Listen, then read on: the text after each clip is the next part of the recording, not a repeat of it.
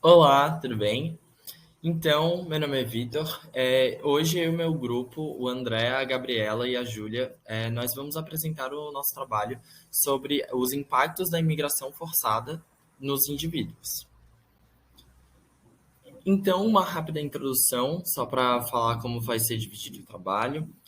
Primeiramente, eu vou conceituar o termo dos refugiados e como eles serão utilizados os conceitos da disciplina de segurança internacional e direito internacional, matérias que nós tivemos em relações internacionais, então aplicando uma abordagem mais internacionalista sobre esse conceito de refugiados.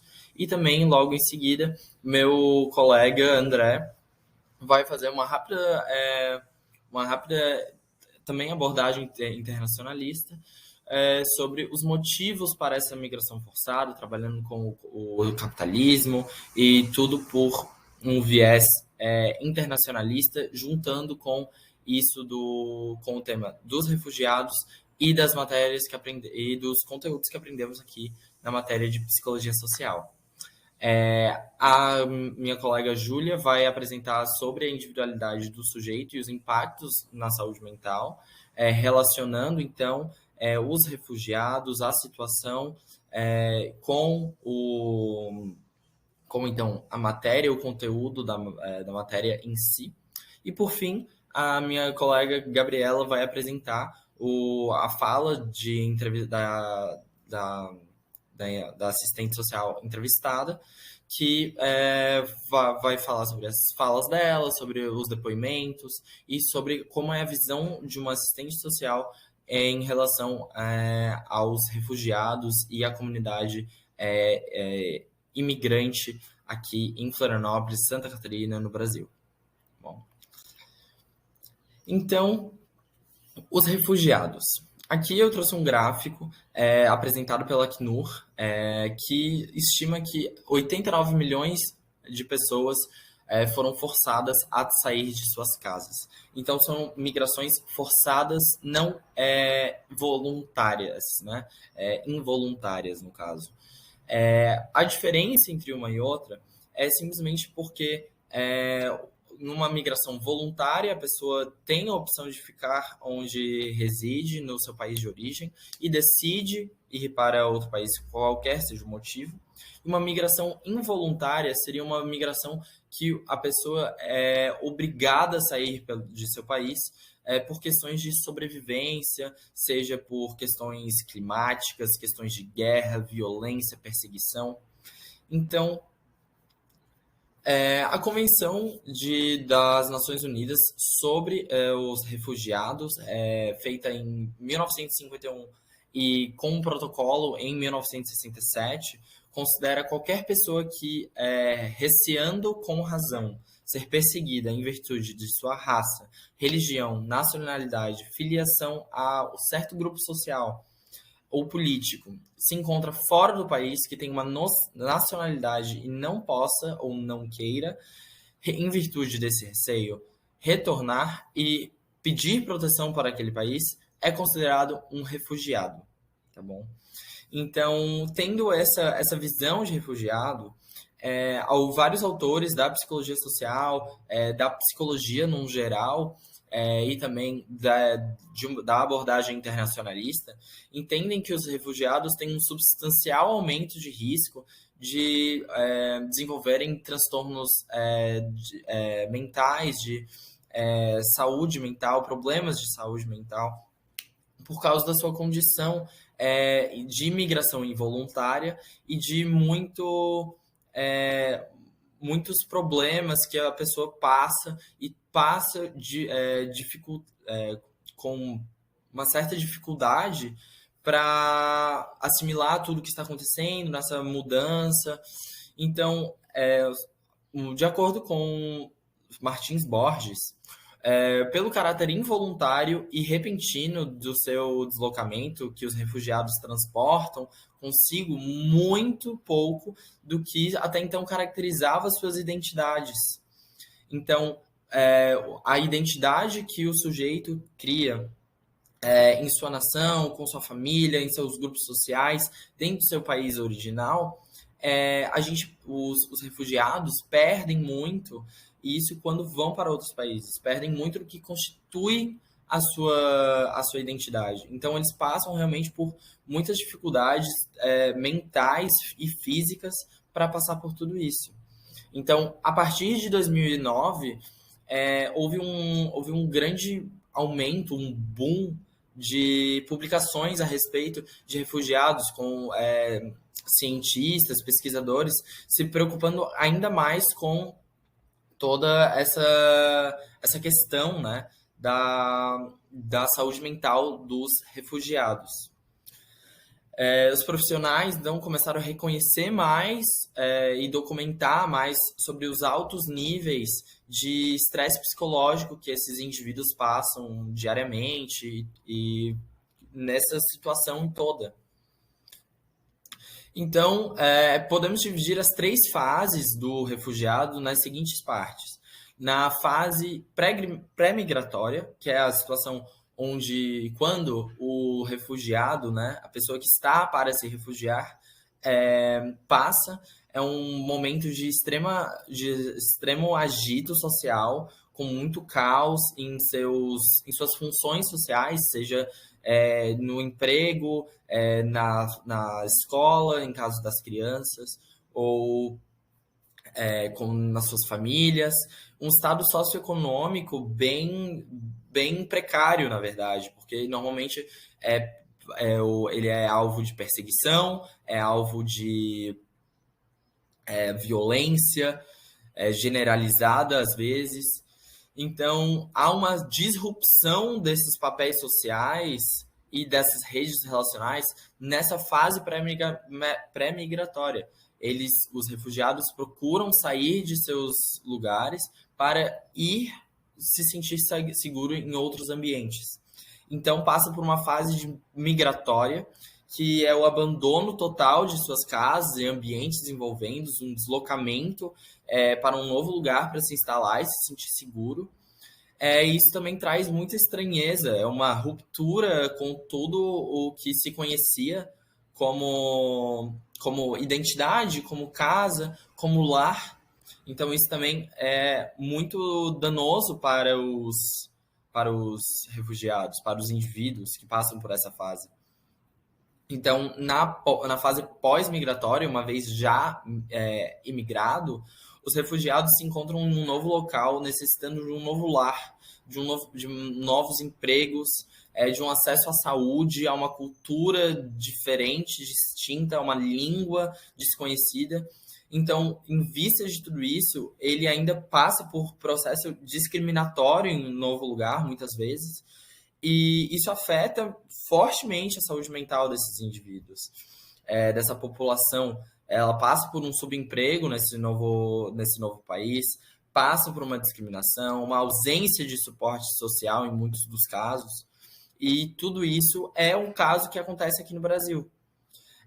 O CONARE, que acompanha os refugiados aqui no Brasil, e só em 2021 teve o total de 29 mil solicitações de condição de refúgio. Só que a gente olha esse número e realmente é um número muito grande. Mas quando tu vai analisar, apenas 3 mil dessas 29 mil pessoas foram reconhecidas como refugiadas dentro do Brasil. De 2011 para cá, assim como em 2009 teve o boom de publicações sobre os refugiados, começaram a tratar mais sobre esse tema.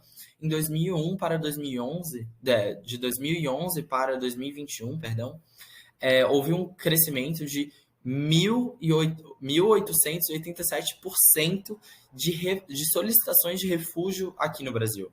Então, a gente vê um fluxo muito maior, pessoas vindo para o Brasil, solicitando refúgio, né? Em uma situação realmente degradante, com 46% dessas pessoas vindo por razões de opinião política, sendo perseguidas politicamente, e 31% alegando grave e generalizada violação de direitos humanos em seus países de origem. Então, a gente pode ver que, vindo para o Brasil, nem sempre esses refugiados conseguem, de fato, ser reconhecidos como tal. E esse número de refugiados, passando aqui para o próximo slide, também traz apresenta uma forte interseccionalidade de temas e de gênero, raça, classe, religião. Então, a gente pode ver que aqui no Brasil, mais homens do que mulheres conseguem ter acesso aos, ao refúgio. 54% dos refugiados no Brasil são homens.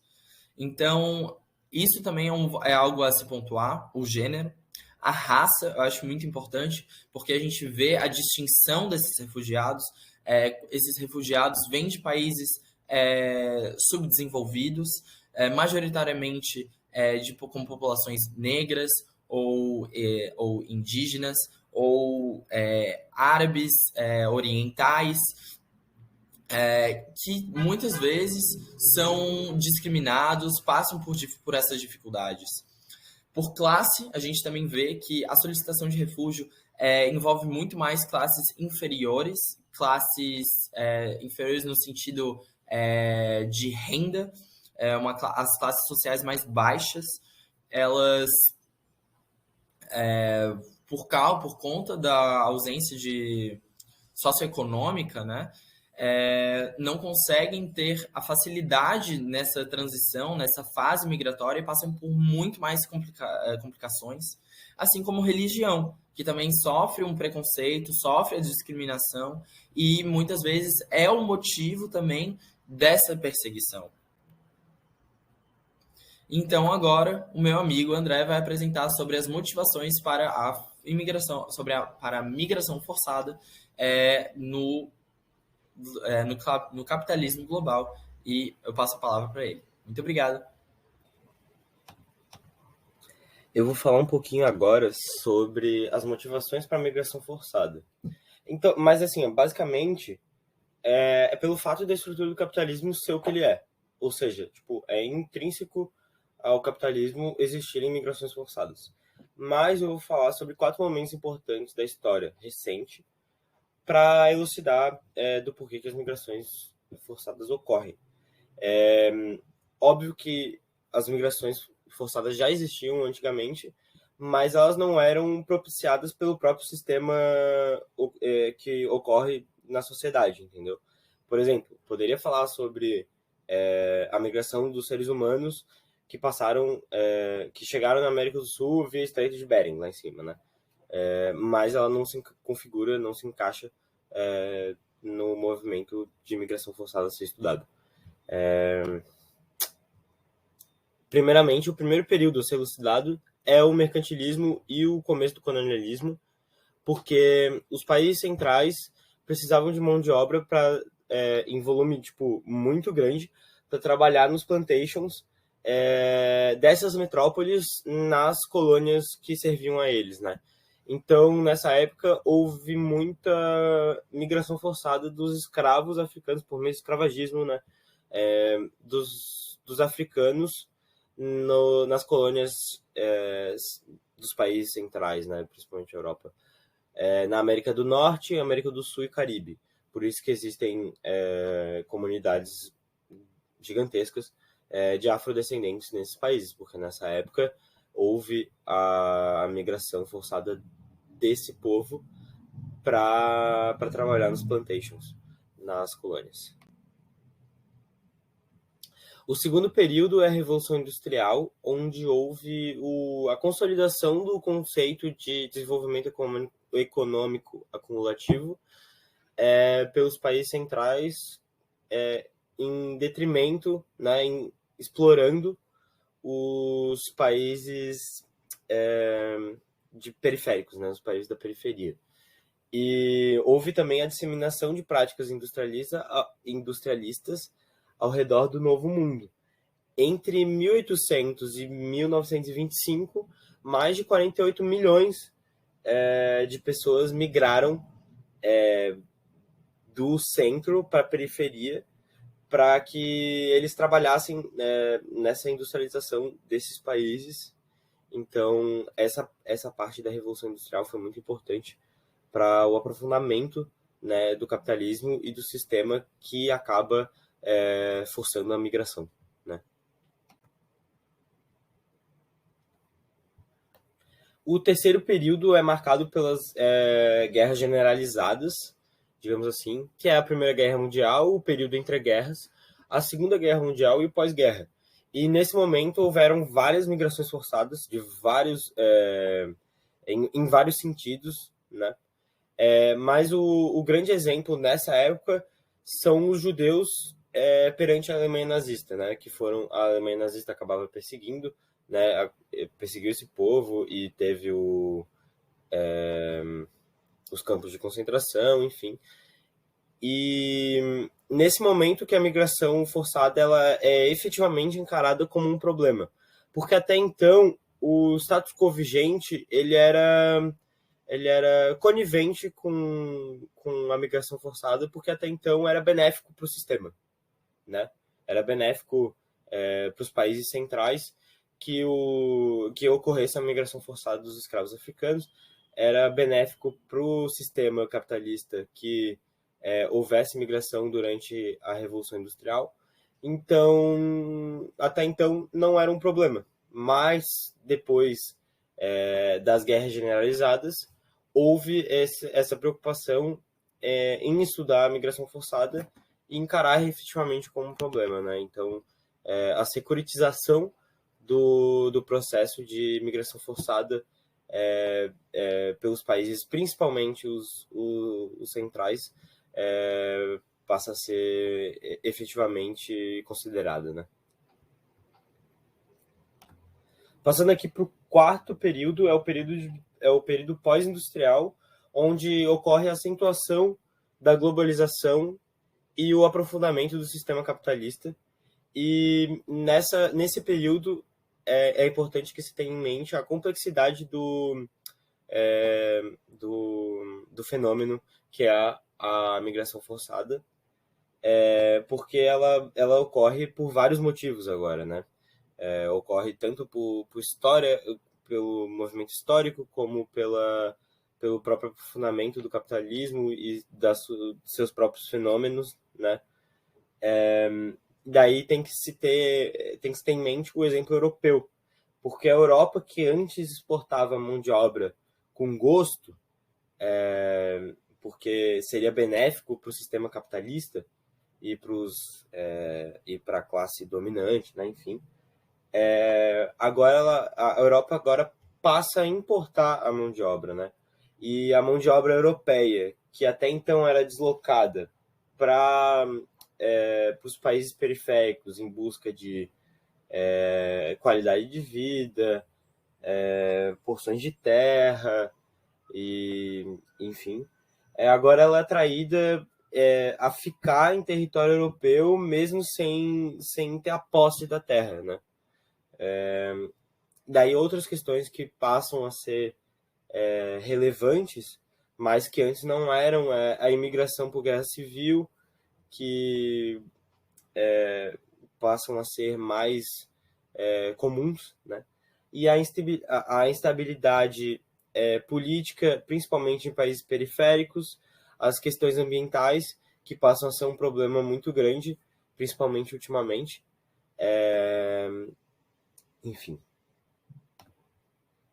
Opa, aqui. Então, as migrações, só para completar, então, as migrações são um fenômeno social imposto pela estrutura social pelo qual vivemos, que é diferente, não é um processo individual como algumas vertentes acabam submetendo, né, à migração. Tem que se ter em mente que é um fenômeno social e ele é imposto pela estrutura no qual a gente está inserido, né? E a migração forçada, enfim, é a manifestação mais nefasta dessa estrutura, já que domina o indivíduo e o induz a migrar, né? E ela acaba sendo moldada pelo acúmulo de capital por parte de uma parcela específica do mundo que busca manter tudo como está, busca manter o status quo vigente, né? Tem que também ter em mente que ela é historicamente condicionada, né? Que ela é resultante de um processo global de mudança, principalmente o aprofundamento do sistema capitalista, né? Que perdura até hoje. Bom, eu vou falar um pouco sobre os impactos que essa migração forçada causa na saúde mental dos indivíduos. A Organização Mundial da Saúde define a saúde mental como um estado de bem-estar no qual o indivíduo percebe as próprias habilidades, pode lidar com os estresses normais da vida, é capaz de trabalhar produtivamente e está apto para contribuir com a sua comunidade. Tendo isso em mente, foi realizado um estudo em Barcelona, no qual concluiu que 48% dos homens migrantes e 65,7% das mulheres apresentavam um estado de saúde regular mal ou muito mal, o que foi um resultado superior obtido com a população geral da mesma localidade. Já no Brasil, foram comparados prontuários psiquiátricos de pacientes femininas com síndrome depressiva, na qual foi verificado que o risco das mulheres migrantes desenvolverem os sintomas dessa síndrome eram 2,5 vezes maior do que o de uma mulher não migrante. Entre todos esses transtornos mentais e essas doenças, uma muito conhecida é a síndrome do imigrante com estresse múltiplo, que é mais conhecida como síndrome de Ulisses, que é uma condição mental específica que acomete as pessoas que estão em trânsito. Essas pessoas, elas desenvolvem quadros depressivos, ansiosos, dissociativos. Em alguns casos, elas podem até desenvolver quadros de dependência química. Bom, agora falando um pouco em relação à cultura, o mundo psíquico e o mundo mental. Toby Nathan é um psicólogo, professor e escritor francês que acredita na existência do mundo interno, que é o mundo psíquico, e o mundo externo, que é o mundo da cultura. Para ele, esses dois mundos eles podem se comunicar, só que essa comunicação ela só acontece quando esses dois mundos estão na mesma linguagem. Quando acontece, no caso do migrante, de deixar a terra natal e ir para a terra que está recebendo ele, a terra de acolhimento, ocorre a ausência da comunicação, o que leva a uma vulnerabilidade psíquica que traz maiores níveis de ansiedade, maior nível de pessimismo em relação ao futuro, que aí vem junto com esse sentimento de fracasso, porque a pessoa já não se projeta no país que ela está chegando, ela chega no caráter involuntário, então é muito forte esse sentimento de ter largado tudo, a família, a língua, os costumes, a cultura, enfim, isso causa um sentimento de perda muito grande em cima do indivíduo. Então, agora eu vou falar um pouquinho sobre a entrevista que eu fiz, né? Eu conversei com a graduanda em Serviço Social e mestranda pela UFSC, a Regina Célia da Silva. Atualmente, ela trabalha na Secretaria de Estado de Desenvolvimento Social, aqui em Florianópolis. Ela faz parte da Gerência dos Direitos Humanos, que foi criada, né, foi instaurada ali em 2019. Bom, na entrevista, né, o que a gente conversou era que, primeiramente, era bem importante a gente fazer esse parênteses e a gente falar das diferenças aqui do refúgio e da migração, né? Então, o refugiado é aquele que está sofrendo alguma perseguição, seja ela de raça, de religião, política, enfim. E a migração é o deslocamento por si só, então pode ser em busca de emprego, pode ser em busca de estudo. Claro que existe a migração forçada, né, que é o deslocamento forçado por conta de guerras, conflitos políticos que estão tendo no país de origem. Mas, enfim, dito isso, agora, o que a gente conversou foi que alguns dados, assim, né? Então, tem uma estimativa de 1 bilhão de imigrantes no mundo, e a gente tem a Santa Catarina, né, o estado de Santa Catarina, como o segundo estado que mais recebe imigrantes no Brasil. Nessa conversa, a gente deu para perceber, né, que é bastante difícil ter essa noção, assim, às vezes, de conseguir mensurar em números várias dessas questões da migração e dos refugiados, porque acontece muito de não ter essa documentação. Muitos migrantes, muitos refugiados não são documentados, né? Até ficar atento para não usar a palavra ilegal, né? Não usar o termo imigrante ilegal, mas usar imigrante não documentado. Então, isso causa bastante problemas, assim, né, para eles também, para conseguir ter uma dimensão um pouco mais real do que está acontecendo. Resumidamente, né, resumindo, se ela pudesse resumir para mim o que seria o processo de refúgio, ela disse que é um processo bárbaro de expropriação de direitos. Essas pessoas que vêm para cá, que não conseguem, ou demora muito, né, é um processo bem longo, às vezes bem burocrático para poder ser documentado, são pessoas que ficam sem acesso aos direitos básicos dos cidadãos, então não tem direito à saúde pública, não tem direito à educação pública, não tem direito, né, à alimentação, enfim, são diversas as situações que essas pessoas se veem, assim, que obviamente ferem os direitos humanos, né? E aí, falando sobre a migração, no geral, o principal fluxo causador da migração é o econômico, né? E claro que o econômico ele pode ser afetado por diversas outras situações, por exemplo, países que estão em situações de conflito, situações de guerra, enfim, isso também gera um impacto econômico, por exemplo, para as pessoas que estão ali. E aí, Santa Catarina é bastante atrativa por conta da agroindústria. Depois disso, a gente falou um pouco sobre as dificuldades. Então, a gente tem todas as dificuldades que a gente já sabe, né? Que são as barreiras linguísticas, a falta de informações dos profissionais, né, a respeito da migração, as questões culturais, a xenofobia, que, por exemplo, foi algo que a gente comentou aqui em psicologia social, né, sobre os estereótipos, sobre o preconceito. Então, a xenofobia e o racismo que essas pessoas sofrem, né, está englobado nisso que a gente estudou. E essas questões culturais também, o que eu percebi, né, da conversa com ela e também pensando no que a gente estudou, é que é muito uma questão também do próprio indivíduo, né, de talvez assim um pouco de perda da sua individualidade nesses momentos, porque saindo do seu país, assim, de origem, né, e vindo para um outro país que muitas vezes é completamente diferente, né, os hábitos, os costumes, a cultura, é um processo muito doloroso para essas pessoas que estão passando por isso, porque não tem uma identificação, às vezes, né, com as demais pessoas, com o lugar que agora vai ter que habitar, né? Então, é bastante difícil, né? Na psicologia social, a gente vê a importância dos grupos, e aí essas pessoas se veem nesse processo bem conturbado, né? Para tentar se inserir nesse novo contexto, que muitas vezes elas não desejam estar, né? Elas não gostariam, não é? O refúgio ou a migração forçada, as pessoas não gostariam de estar no lugar que elas estão, mas por forças maiores elas tiveram que estar ali. O que é bem diferente, né, de quando a gente tem a escolha. Mesmo que ainda é um processo difícil, quando se escolhe é diferente. Uma outra questão, né, ali, que a gente falou é sobre a integração entre as secretarias dos órgãos públicos. De acordo com a Regina, falta essa integração, falta essa comunicação, é bastante burocrático e, como eu falei, isso dificulta a regulamentação documental, né, que acarreta na perda dos direitos dessas pessoas.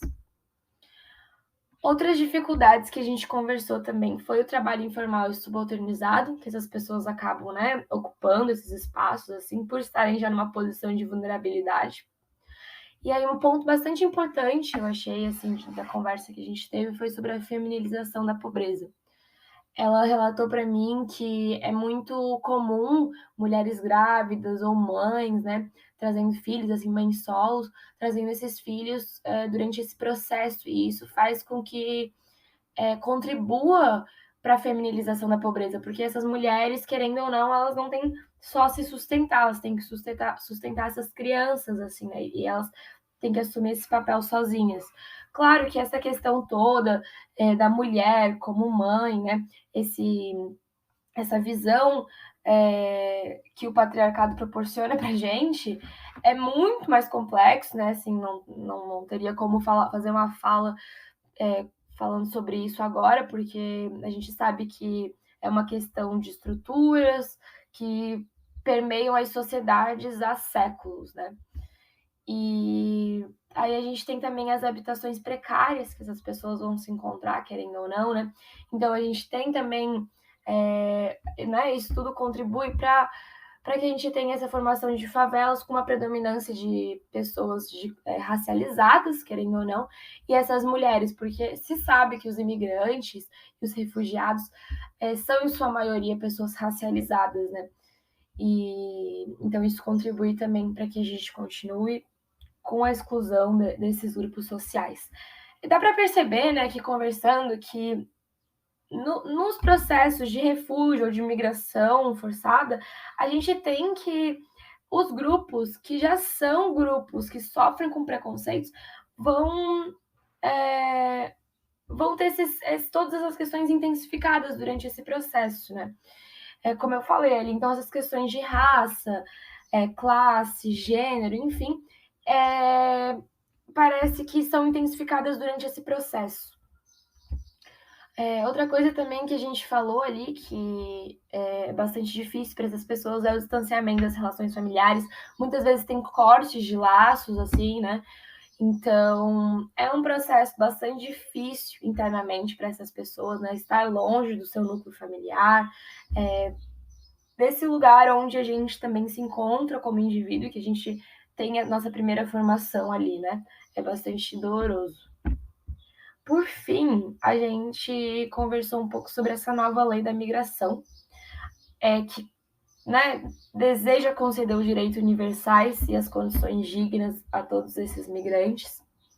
E ela veio para substituir a antiga lei, que era chamada de Estatuto do Estrangeiro. E nessa lei, os imigrantes eram vistos como uma ameaça mesmo.